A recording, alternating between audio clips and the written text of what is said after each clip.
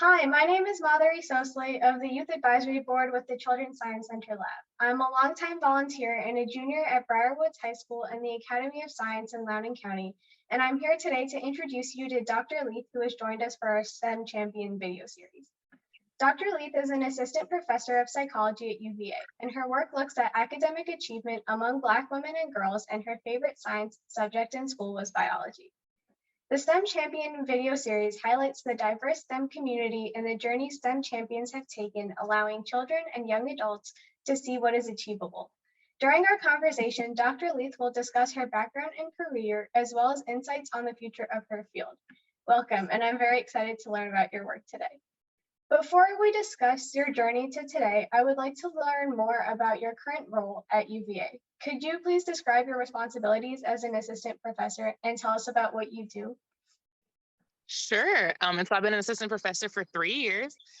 In the psychology department, I came straight out of grad school. So I finished my PhD and then started this role. And as an assistant professor, we do a lot of research in my lab. Our work focuses on Black women and girls and thinking about achievement and mental health and well-being. So there's a research component where we're collecting data like surveys and interviews, and we're writing those up into journal articles that you might see if you're doing research projects at your school. And then the other two parts, as a professor, my main roles are teaching. So I teach undergrad students, so college, thinking like first year through fourth year, as well as graduate students who are in master's and PhD programs.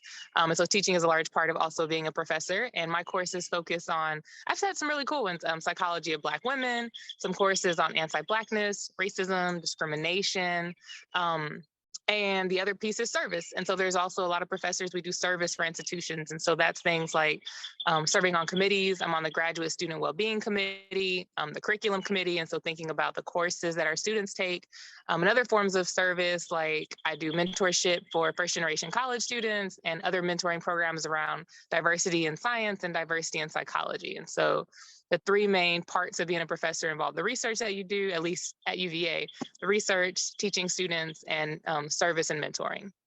That's really cool.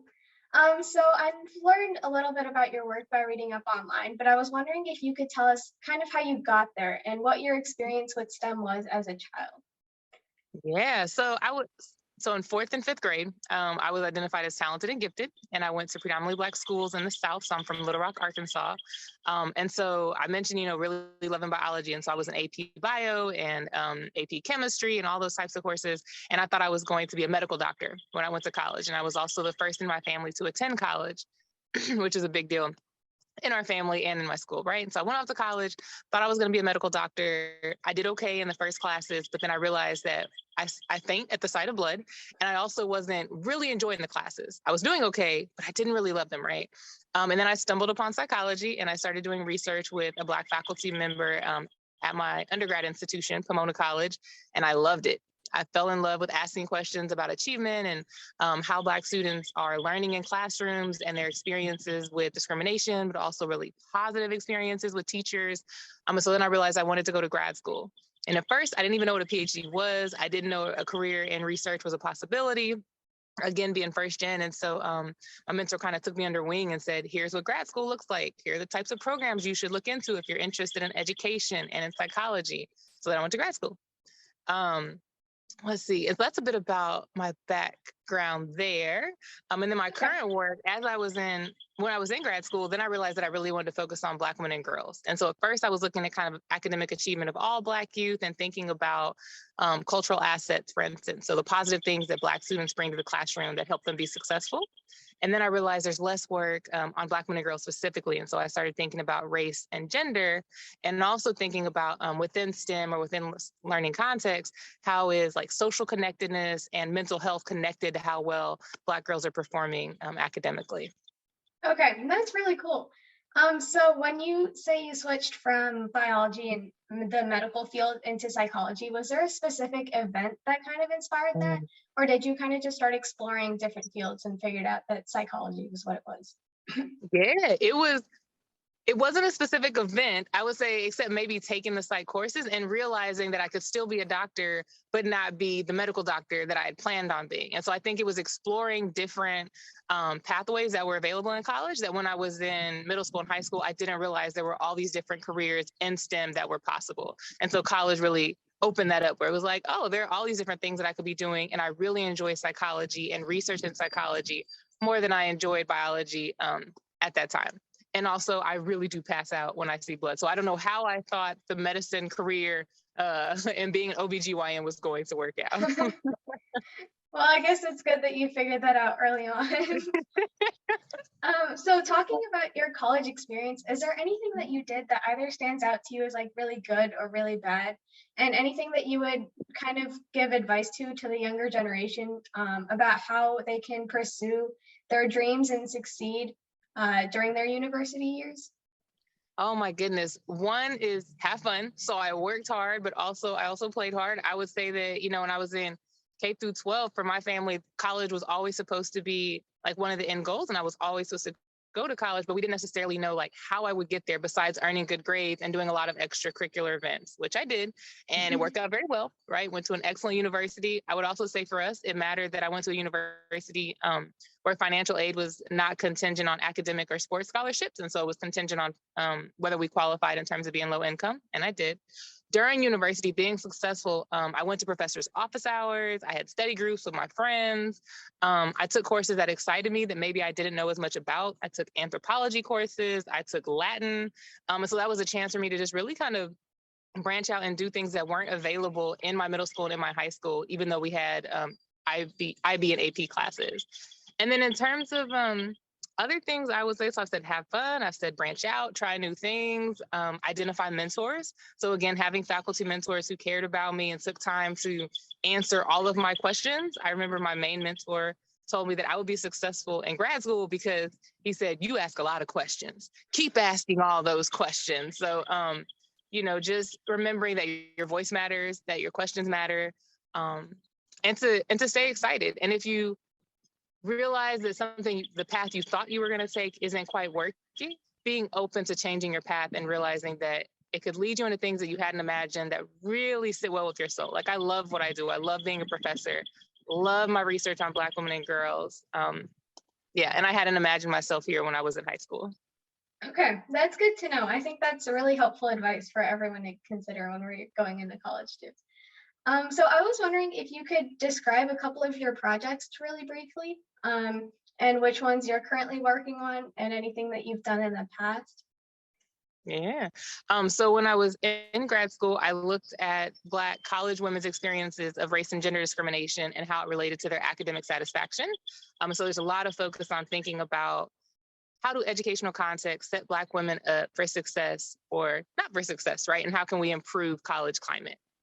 Currently, I'm working on a project that builds from that, that's looking at, again, tying together academic achievement, social connectedness, so having those peer study groups, feeling like you have a sense of belonging in college, and then psychological well-being. So I think there's a lot more focus and conversations around, we can't perform well academically if we don't feel good and we're not taking care of our mental health and thinking through what our wellness looks like. So that's one project.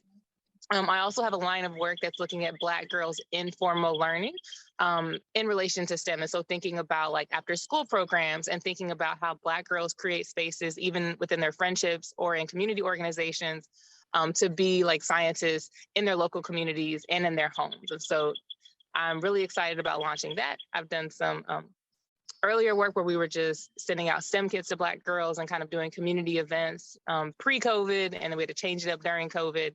And so now we're doing more work around Black girls being early scientists. That's really cool.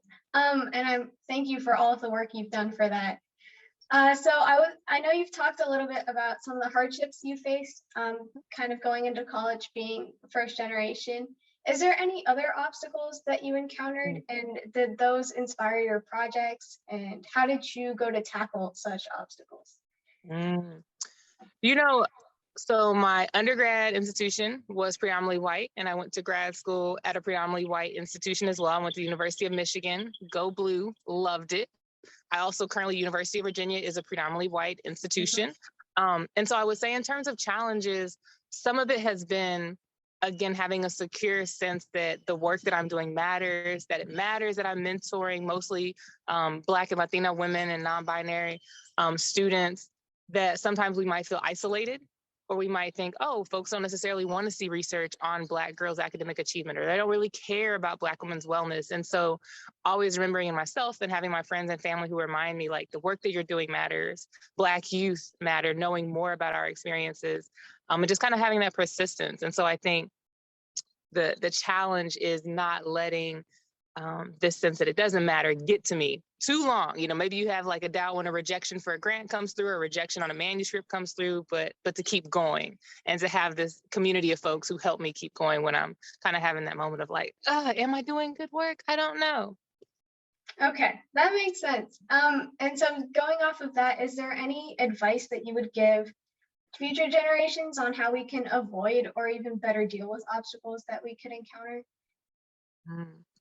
So I think one thing that I keep mentioning is like having those friends and family, whether it's your biological family, your chosen family, um, having folks who help you be accountable when you are doubting yourself, or or if you do want to, change your path or do something different. You have folks that you can trust, so you can kind of lay everything out to, talk with them, and they'll talk you through the good, bad, and the ugly, and you can really trust their advice.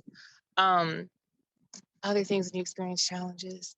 Sometimes things are like when it's related to money, right? So I would have to go and I went to the financial aid office, or I looked for other scholarships. I had to work a bit harder than maybe students whose parents or they had other financial resources that I didn't have. And so I think sometimes our challenges are related to resources and we have to seek them out. It's nothing that we're doing wrong. It's something that like maybe we don't have it. Um, and so again, like I try to find scholarships in other ways.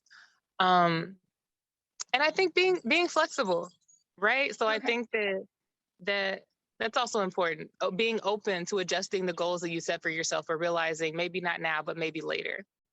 Okay, that makes sense. Thank you. And so going back to your projects and your work, how do you anticipate or see changes that are needed in that field? And kind of what excites you about the future of that field and what could possibly concern you?